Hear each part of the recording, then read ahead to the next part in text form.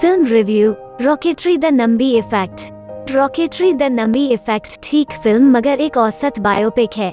न आपको mass level पर एंटरटेनमेंट मिलेगा, न आर्ट फिल्म वाली बोरियत।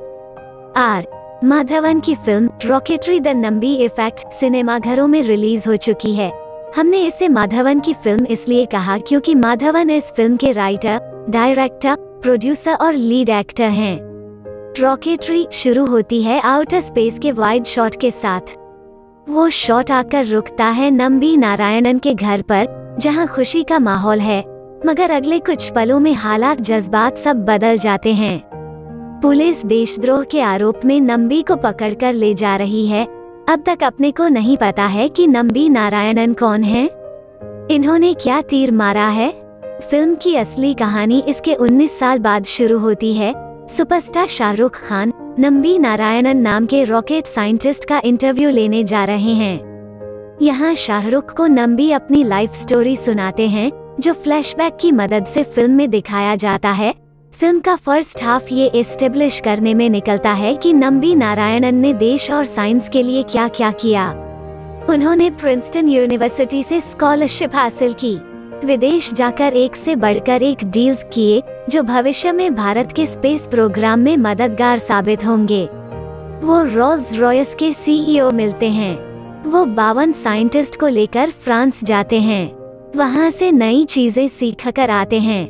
रशिया से सस्ते दामों पर टेक्नोलॉजी खरीदते हैं। कई एनेक्डोटल एपिसोड्स की मदद ये बताया जाता है कि Nambi Narayanan Indian space research organisation के लिए बेशकीमती हैं। सेकंड हाफ में दिखता है कि जिस आदमी ने देश के लिए इतना कुछ किया, देश ने बदले में उन्हें क्या दिया।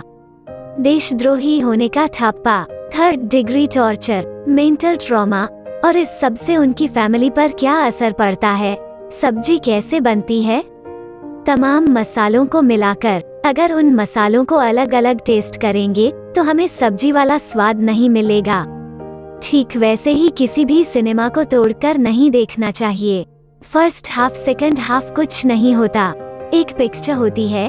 हम यहाँ खुद को कॉन्ट्राडिक्ट कर रहे हैं, मगर हमने रॉकेटरी की कहानी 2 भागों में इसलिए बताई क्योंकि ये 2 अलग अलग फिल्म सरीखी लगती है। फर्स्ट हाफ में फिल्म ढेर सारे टेक्निकल टर्म्स का इस्तेमाल करती है, जिनमें से अधिकतर चीजें दर्शकों के पल्ले नहीं पड़ती। इस वजह से ये वाला हिस्सा थोड़ा खींचा हुआ सा लगता है। जब कहानी अपने दूसरे पहलू की रुख करती है तो गेम चेंज हो जाता है। नंबी पर पाकिस्तान को सीक्रेट्स बेचने के आरोप लगते हैं। उसके बाद ड्रामा बिल्ड होना शुरू होता है। आप दोबारा से कहानी में दाखिल होते हैं। रॉकेटरी की कहानी बताती है कि नंबी नारायणन पर देशद्रोह का आरोप लगा। पुलिस ने जांच में पाया कि वो बेकसूर हैं, मगर ये फिल्म पूछती है कि नंबी ने अगर कुछ गलत नहीं किया, फिर भी उन्हें ये सब झेलना पड़ा, यानी किसी और ने कुछ गलत किया है। बहुत बढ़िया सवाल है, मगर फिल्म इसका जवाब नहीं देती।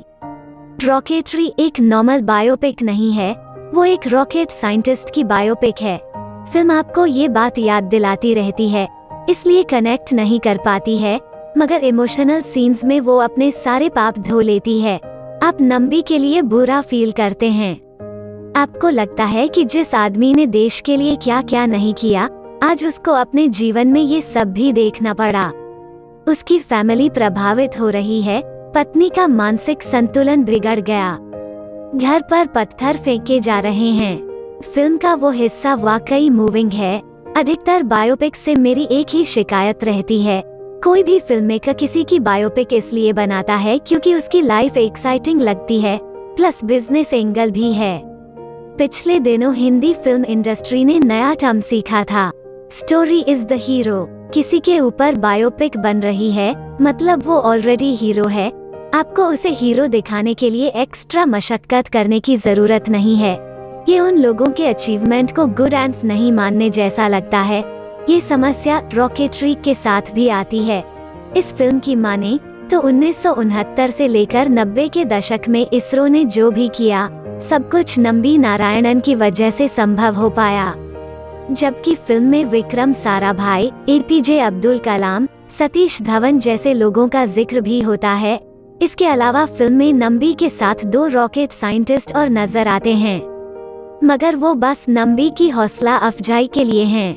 वो लोग रियल लाइफ की तरह फिल्म में भी सपोर्टिंग कास्ट हैं। उनकी अपनी कोई पहचान नहीं है। सेंसिबल फिल्मों में इस तरह की बातें खलने लगती हैं।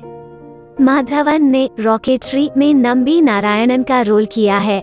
इस फिल्म में उन्हें उम्र के अलग अलग पड़ावों पर दिखना था। फिर आता है बुढ़ापे वाला हिस्सा, जहां से फिल्म शुरू और खत्म होती है। आखिरी हिस्से में फिल्म माधवन को हटाकर ओरिजिनल नम्बी नारायणन को ले आती है, और यकीन मानिए आपके व्यूइंग एक्सपीरियंस पर बिल्कुल जोर नहीं पड़ता। इस सीन में माधवन और नम्बी इतने ज्यादा सिमिलर दिखते हैं कि दिमाग को सामंजस्य बिठाने के लिए एफर्ट नहीं करना पड़ता। क्लाइमैक्स में शाहरुख को देखकर चक दे में उनकी परफॉर्मेंस याद आती है। फिल्म में उन्होंने अपना ही किरदार निभाया है, जिसे नम्बी का इंटरव्यू लेने के लिए बुलाया गया है। वो फिल्म के 5-6 सीन्स में दिखते हैं। लंबे समय बाद शाहरुख खान को स्क्रीन पर देखकर फील गुड हो गया। सिमरन ने नम्बी नारायणन की पत्नी मीना का रोल किया है। फिल्म में वो बहुत कम समय के लिए नजर आती हैं, मगर उतने समय में ही फिल्म को एक इमोशनल डेप्थ दे देती हैं। Impactful performance. कुल जमा बात ये है कि रॉकेटरी द नम्बी इफेक्ट ठीक फिल्म मगर एक औसत बायोपिक है। न आपको मास लेवल पर एंटरटेनमेंट मिलेगा, न आर्ट फिल्म वाली बोरियत। एक इंट्रिगन कहानी देखने को मिलेगी। ये फिल्म दो लोगों के संघर्ष की कहानी है। पहले नम्बी नारायणन जो तमाम मुश्किलों से गुजरे, और दूसरे माधवन जिन्होंने बड़े मन से उनकी कहानी पर फिल्म बनाई।